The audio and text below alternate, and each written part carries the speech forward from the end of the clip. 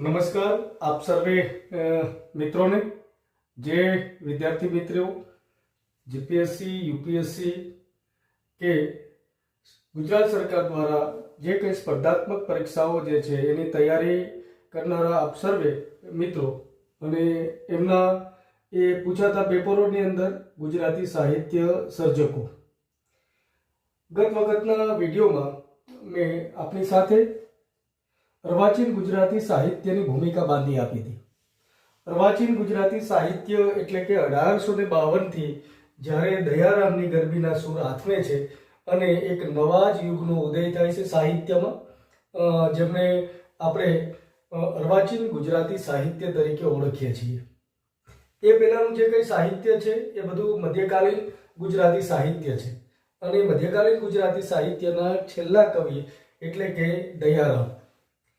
આ દયારામ જે છે એમનું જે નિધન થાય છે 1852ની અંદર, તો મધ્યકાલીનનો જે ગાળો છે 1852 છે। ત્યાર પછી એ સુધારક યુગની જો વાત કરવામાં આવે તો એમાં પ્રથમ હરોળના એ કવિ જે છે દલપતરામ જે છે, એ મુરબ્બી કવિ શ્રી દલપતરામ જે છે એની અહીંયા મારે વાત કરવાની છે। તો આ દલપતરામ જે છે એ દલપતરામનો જન્મ જે છે સર્જક દલપતરામ એટલે કે દલપતરામ ડાહ્યાભાઈ ત્રવાણી, તો અને મૂળ જે છે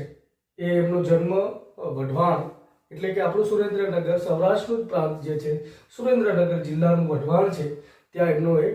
જન્મ થયો।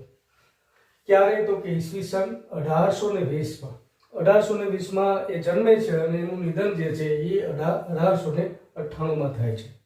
તો આ સમય દરમિયાન એમની પાસેથી આપણે કેટલાક એવા ગ્રંથો મળે છે, કેટલુંક એવું સાહિત્ય મળે છે, જે સાહિત્ય જે છે, જે વાંચનારો વર્ગ છે તો દલપતરામના જે સાહિત્યને ખૂબ જ સારી રીતે એમાં એક ભાવક પક્ષ તરીકે ખૂબ સારી રીતે સાહિત્ય જે છે એની ખેવના રાખે છે। કેવી ખેવના કે આપણે સાહિત્ય સર્જનની અંદર જોઈએ તો એમની પાસેથી કેટલીક એવી બોધ પ્રેરક વાર્તાઓને કેન્દ્રમાં રાખી અને ખાસ કરીને જે કેટલીક એવી વાર્તાઓ છે કે એ સમયગાળાની અંદર થઈ, તો ખાસ કરીને શામળસાની જે વાર્તાઓ છે કે શામળ ભટ્ટની આપણે વાર્તાઓ કહીએ છીએ કે પદ્ય વાર્તાઓ છે, તો એ પદ્ય વાર્તાઓ જે છે એ પણ સાથે લઈને આવે છે। સાથે કેટલીક એવી વાર્તાઓ જે છે કે જે એમના